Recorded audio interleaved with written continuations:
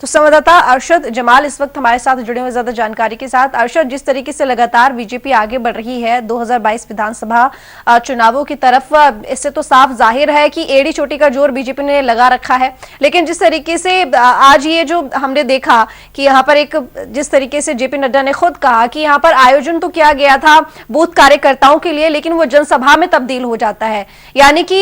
जो योगी लहर है वो भी हमें दिखाई दे रही है। बिल्कुल जाहिर सी बात है। देखिए, जिस तरह से देखा जाए चंपा देवी पार्क में बूथ सम्मेलन था, उसमें कार्यकर्ताओं ने जोश भरा और खास करके गोरखपुर, बस्ती, आजमगढ़ मंडल की जो सीटें हैं उन सीटों पे कहीं ना कहीं पूरी तरीके से उससे ज्यादा कहीं ना कहीं सीट निकालने की कोशिश की जाए, इसको लेकर खास करके नड्डा ने जिस तरह से कार्यकर्ताओं में जोश भरा। और वहीं योगी आदित्यनाथ ने कहा कि ये पूर्वांचल का वो ऐसा जिला है जो हमेशा बीजेपी के साथ खड़ा रहा है। तो ऐसे में उन्होंने उन कार्यकर्ताओं में जोश भरने की कोशिश की कि हमारे साथ कल भी थे और आज भी हैं। वहीं उन्होंने नड्डा का जिक्र करते हुए कहा कि नड्डा के आने के साथ ही कार्यकर्ताओं में जो जोश भरा गया है, इससे पहले भी जो सरकारें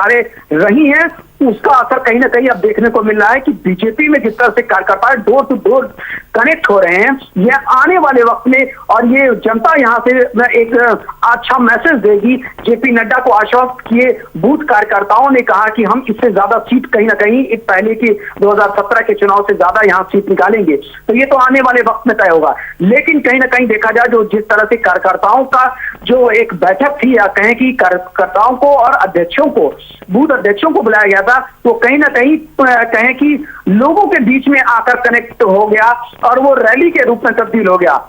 तो ये साफ जाहिर है कहीं ना कहीं देखा जाए जिस तरह से पूर्वांचल से जिस तरह से कहा जाए पार्टी अपनी मजबूती दावेदारी करने की कोशिश कर रही है, ऐसे में बूथ लेवल तक और खास करके कार्यकर्ताओं को जोश भरने के लिए जेपी नड्डा जिस तरह से आए मंच पर, उसके बाद योगी आदित्यनाथ ने जिस तरह से कहा और स्वतंत्र देव सिंह ने जिस तरह से लोगों के अंदर जोश भरने की कोशिश की कि हमारी जो रीढ़ की हड्डी है वो कहीं ना कहीं कार्यकर्ता है, कार्यकर्ताओं की वजह से ही हमारी पार्टी आज स्टैंड की हुई है और हमें उम्मीद है कि आने वाले वक्त में 2022 में यही कार्यकर्ता हमको जीत दिलाएंगे और पूर्ण बहुमत से सरकार बनाएंगे। लेकिन वही कार्यकर्ताओं को अब ये जिम्मेदारी दी गई है कि वो डोर टू डोर जाए और लोगों को समझाएं सरकार की जो योजनाएं थी, सरकार ने जो वादा किया था उसको पूरा किया है। ऐसे में अब देखना होगा कि उन कार्यकर्ताओं और बूथ अध्यक्षों के साथ साथ अब पार्टी जो है उनको और क्या जिम्मेदारी देती है आने वाले वक्त में कि वो इस बूथ के कार्यकर्ताओं को और किस तरह इंप्लीमेंट करें और क्या और चीजें सरकार की उपलब्धियों को वो गिनाते हैं लोगों के बीच गांव-गांव जाकर।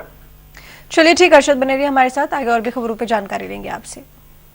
तो सीएम योगी ने गोरखनाथ मंदिर में जनता दरबार लगाया। हिंदू सेवा आश्रम में उन्होंने फरियादियों की समस्याएं सुनी। सीएम योगी फरियादियों के पास गए और उनकी समस्याओं को गंभीरता से सुना। इसके साथ ही जल्द कार्रवाई कर उनकी समस्याओं के निस्तारण का आश्वासन भी दिया।